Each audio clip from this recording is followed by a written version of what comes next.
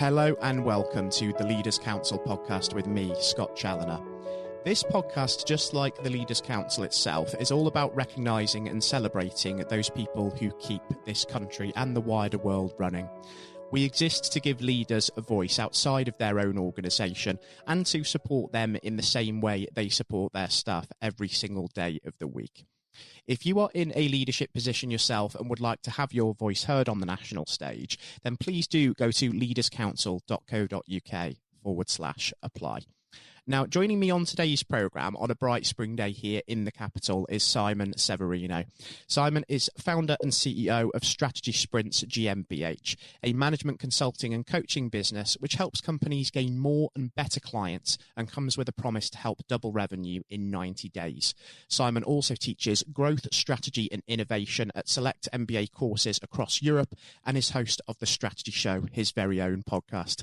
Simon, welcome and thank you ever so much for joining us on today's programme. Excited to be here, Scott. It's a real pleasure for myself having you join us as well, and hopefully familiar territory, of course, with you being used to podcasts. Although in the world at the moment, as we're having this conversation, we're starting to see some signs of normality returning. We are, of course, still in the grip of the global COVID-19 pandemic. So I feel it would be remiss of me not to ask you to what extent this has affected you and affected your business. We had a huge cash crunch because our whole business was around running large events, transformative events with 30 people, with 200 people, with 6,000 people, where we would be in one room and break through problems into solutions. And we would use, of course, the room and the music and the people and the emotions of the room to solve specific problems for teams. From one day to the next, all events were cancelled. And so we had a huge cash crunch of around £500,000 from one day to the other of booked events that were gone. And so that was impressive, but it did not in any way influence the health of our business, because luckily enough, we were lean and we were adaptive. We were built more like Lego than like Duplo, so the small parts could be recombined quickly. In a couple months, we recombined our offer completely, shifting it around the current needs of the real world that was in front of us. And considering that the pandemic has had a really significant impact on people's mental health as well, I do want to talk about that in a little bit more detail. For you personally, how have you found it managing staff mental health within your business when you've had to sort of adjust and pivot to deal with the challenges of the crisis? We have seen in the first weeks of the first March lockdown, we have seen shock in ourselves, in our team, in our clients' world, in the relationship that our clients have with their clients and with their suppliers. So what we wanted to create immediately was a container to have this conversation around our shock, our feelings, and together finding more options for action. So what we did, we created a weekly mastermind. We called it Managing the Current Situation. It was planned for 12 Mondays to be 1 hour and open to the world, open to the public. And we had people from Asia who were running airlines. They were in shock. And then we had people in California who were running consultancies. They were in shock and they had a cash crunch.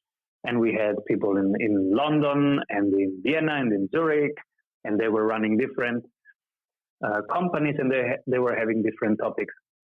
And exchanging that had a moment of containment. So we could be with each other and hold each other's anxieties, feelings, and questions.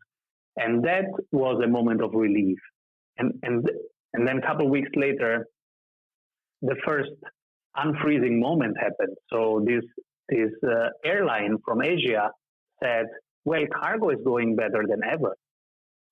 And some people in London said, well, we have now a teacher who is crushing it on YouTube. He's doing physical exercises. He's the PE teacher of the UK. And so many moments were starting to emerge of silver linings in the midst of the chaos. And this helped us. And that's how we moved forward week by week, supporting each other. And then everybody got more and more unfreezed, more and more creative. And now I can tell you lots of innovations that would not have happened without. Now we are in a very creative state, I would say. I think that's very right. I think we've seen innovation on an unprecedented scale, and there have been some silver linings and some opportunities even in the midst of the dark cloud. Before we go on to that in a little bit more detail, I do want to remain just on the mental health topic just for a second, because the effects of CEO burnout in particular are so well documented, and that's in the everyday world of running a business, let alone during the global crisis. And it can be so difficult as a business leader to take a step back and maybe even switch off when you need to. Something you specialize in at Strategy Sprints, of course, is about how you can take that step back, work less as a business leader, but actually increase your revenue. Is that something perhaps you can tell us a little bit about? Sure. So one of the core things that we teach is that if you are a CEO, you have to move from star to galaxy. You have to let go of your narcissistic part, which says, this all is impactful because of me. Because it's just not true. The idea and the intervention, this is what makes impact. So the idea is the purpose, why you do, what you stand for. This is what attracts people and why people are working with you. And what creates impact is the intervention, your tools, your techniques, your services. This is impactful. It's not you. So move from ego to eco, from star to galaxy. Recognize that whatever the magic is, you can teach it, you can share it, it will grow. And it's about the idea and it's about the intervention. So enable others around the idea to make impactful interventions. That's your job. It's vision, it's culture, it's hiring, it's firing. That's basically it. And enabling.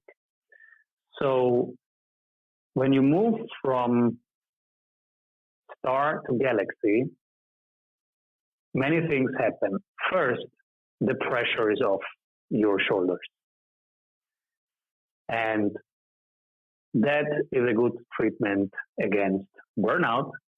Because now some of our clients, they just work 17 hours per week and they run operations in 114 countries. They do many millions and they have 5 kids. One of them has 5 kids, and every time his kids come home in the afternoon, they go out there and go in nature together.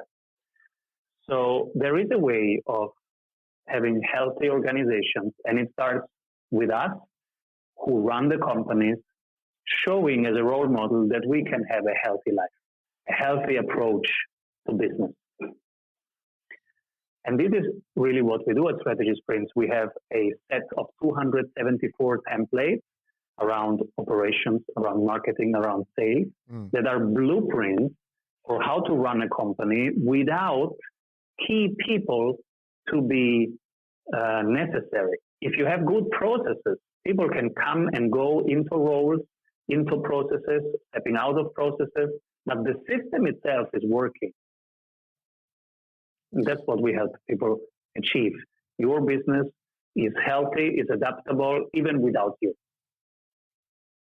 It's a fantastic way of looking at it. And I really love what you mentioned about letting go of the ego side of leadership and understanding that even in your position, you're not infallible. And I think more than ever during the pandemic, there has been that self-reflection, hasn't there? That realization that there's always something new to learn and a different way of doing things. And if we sort of think back on the last 12 months as a whole, do you think you yourself in your leadership role have actually learned anything from this whole experience of managing through COVID? Oh, yes. Oh, yes. This has been a catapult for my growth, personal growth, inner growth, spiritual growth, growth as a father, as a husband, as a friend, as a CEO, as somebody who cares about our clients, about our team. Absolutely. So this has been a very humbling year that has reminded me that we all serve one big idea, and that's what we do. And then everybody comes into roles and shapes roles and also grows out of roles. But it's about the whole, I call it the galaxy, the ecosystem. It's about the ecosystem and keeping it healthy. And what can you contribute today? So I had time, because I was not flying around in a busy, frantic way. I had time to sit, and I'm literally sitting. So I don't have a desk anymore. I sit on a meditation cushion every day while working because it grounds me. And I have time to think through the two main questions that every CEO has to ask themselves. These are the evergreen, the old questions of Peter Drucker. And they are we doing the right thing? And are we doing them the right way? These are the two main questions. And this year was a gift in having time to ask these questions. For myself, am I doing the right thing? So what is my intention behind building a business, behind having global impact? Why do I do it? What is the impact I want to manifest and why? And then, are we doing the right thing as a team in order to bring that into life? And then, are we doing them the right way? The efficiency question. Should we automate, delegate, systemize stuff? Or cut? And even today, we went through them as a team, really, and asked ourselves in the team meeting, are we doing the right thing? And we went through 4 buckets: marketing, sales, operations, and management. Are we doing the right things in all of these buckets? Are these the right things to do? We run a podcast. Is this the right thing to do, a daily podcast, or not? Or is it just fun or fancy, but it's not the right thing? And that was a very important conversation. Absolutely. And that self-reflection is so important during a time such as this. And we're seeing so much change going forward for sure. And thinking about what sort of that future ecosystem, as you described it, might look like, do you think that a more flexible working model is likely to become the status quo for the future, in your view? Absolutely. So the times of the big corporations and one office with hundreds of people in there, they are over. It was over 10 years ago, but now the world is waking up. Many illusions that we had, and one illusion being, if you fly a lot in planes, this is a status symbol. It's a symbol that you are doing something impactful and important. Now we know it's the opposite. We are badly organized and frantic.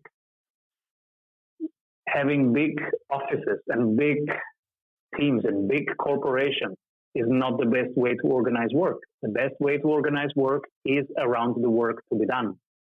And that is best done in teams of 4, in very small teams that come together in order to accomplish a temporary task, and they go apart and they find together and they coalesce together around the next project. So temporary functional work is since 15 years a better way to work.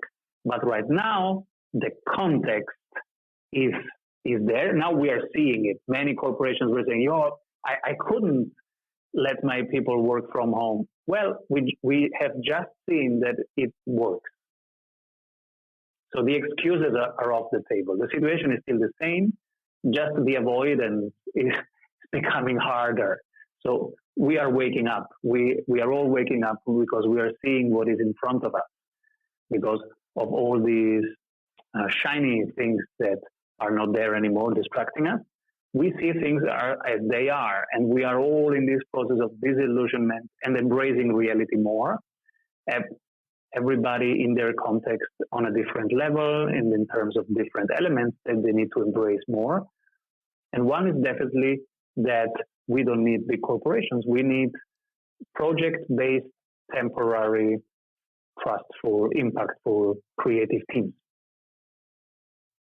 It's almost been a period of enlightenment for business, hasn't it, this, in the way that business operates and runs? And I suppose that with all of the knowledge that you have now, if you did have the opportunity to maybe go back 10 years, if any CEO had that opportunity, you'd be putting these steps in place pretty much straight away, wouldn't you?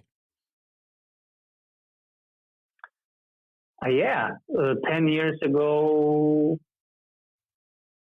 I had the privilege being a strategy advisor to the top 500 companies in the last 17 years. I had the privilege of always seeing things from the big picture perspective from above. I was always with executive teams, scanning the trends, scanning what's coming and preparing for it. So we started pre-pandemic to digitize. So in my case, I would do exactly what I did. I just would be less surprised. I was very surprised in March, like most of us. I would just be less surprised, but we were prepared for that. The internet is around 15 years now. It's not a surprise. The digitization is not a surprise to us. The becoming lean is not a surprise to us. And organizing in smaller parts and in a more human way is not a surprise. I'm happy that now we are starting measuring the impact that businesses have. This will create a new shift around purpose and impact. And this is important for newer generations. But I don't see really surprising things or things that were not on the table. We are doing the same thing with climate change. We are avoiding it, but it's there. In 5 years, we will say, oh my God, but it's there. It is. There are problems there that are just going on in the background, and eventually they grow to a size where you simply cannot ignore them. That's absolutely right. And just before we do sort of get on to what the future might hold, just because I am conscious that we are starting to run short of time, I did want to ask something, and that's about inspirations within the business world, because as CEOs, as leaders, as coaches, people look up to us, don't they? But when you're in that position, where is it that you personally draw your inspiration from yourself? I personally heavily rely on mastermind groups. So we run mastermind groups with around 50 people each. I am a participant in mastermind groups in the UK, in California, in Florida, in global groups. I really get inspiration from deep, true conversations, from vulnerable conversations, from going deep in sharing what's not working with me and with my business, and getting ideas from others, and holding the space for others to share what's not working for them. This is where I really get inspiration from. I refresh, I reset in these meetings, and I get inspiration and I give inspiration because we are all humans, and we have all moments of confusion, of anxiety. And if we share these things as CEOs who can be very lonely at the top of their organization, then we see that we are not that lonely. There are thousands of us, and we can start conversations together, and we can hold the space with each other and for each other. So masterminds are where I get my inspiration from. And I think it's such a good piece of advice to anybody listening in that might be thinking of starting a business. Understand that you're not alone, and there are networking groups, mastermind groups that you can go and consult and you can go and learn from. It's one of the most productive things you could possibly do, isn't it? Yes, it is. And it is also right now in this lockdown, it is a moment of connection and of being with friends, of being less alone, of being more connected. So especially this year, masterminds are really important. And just before we do wrap things up, Simon, I do want to talk about the future, as I touched on before. I know we don't have a crystal ball in front of us, but if we could look ahead perhaps to the next 12 months, what do you think they do have in store for you and your business? And what is it that you're really hoping to achieve at Strategy Sprints over this next year? Since we do not have a crystal ball, we organize in three pieces. The one is the vision in 3 years. I just went over the vision 2024 with our team. So we have a big vision, a big hairy goal, and that is explained on 5 pages. But that's the dream. That is not accurate. That is just the dream. That's what moves our forward. It is the star inside of our chest that wants to dance. It's our song. And then we have what we call the 90 days plan. We plan in 90 days. And these 90 days are 12 sprints of 7 days. So for the 90 days, we have 3 goals and they have 3 numbers. And every 7 days, we measure these numbers and reflect on the activity. So if you ask me for 12 months, I can only tell you our dream, the 3 goals that we have, and the current sprint goals of this week until Friday. This is what we have. And so we will have 12 times the chance to adapt to whatever happens out there, because that's the reality. We have only assumptions about the reality, but that's the reality. And we will be able to answer that. Whatever happens outside, we can react to it. And we will react 12 times in this quarter. And we will do that 4 times this year. That's my answer to your question. And I think it's a fantastic way of looking at it, because we can't look too far ahead with any great certainty given the state that the world is in at the moment. Simon, I have to say it's been a real pleasure having you on the show today, and a most enlightening experience for myself and for the listeners. And I would certainly love to have you back on the programme at some point in the coming months as we start to see things take shape a little bit more clearly, just to see how things are starting to come into form. Thank you, Scott, for elevating the conversation around leadership with your beautiful program, and thank you for the chance to being part of it. It was a real pleasure having you with us, Simon, and to those listeners out there that are tuning in, please do continue to look after yourselves and do be considerate of others, because it makes such a difference in saving lives during this time. We are almost there, and better times certainly are coming. I was speaking then to Simon Severino, founder and CEO of Strategy Sprints, and I do hope that all of you thoroughly enjoyed listening. Until next time, now that outdoor hospitality has returned, I'll be off to a local beer garden to raise a glass to outstanding leadership, and hopefully over the coming weeks we'll keep taking further strides towards normal life. We are almost there, and better times are certainly coming, but let's be careful about it. Please do continue to be considerate of others and look after yourselves, because it does make such a difference. Take care, everyone, and goodbye.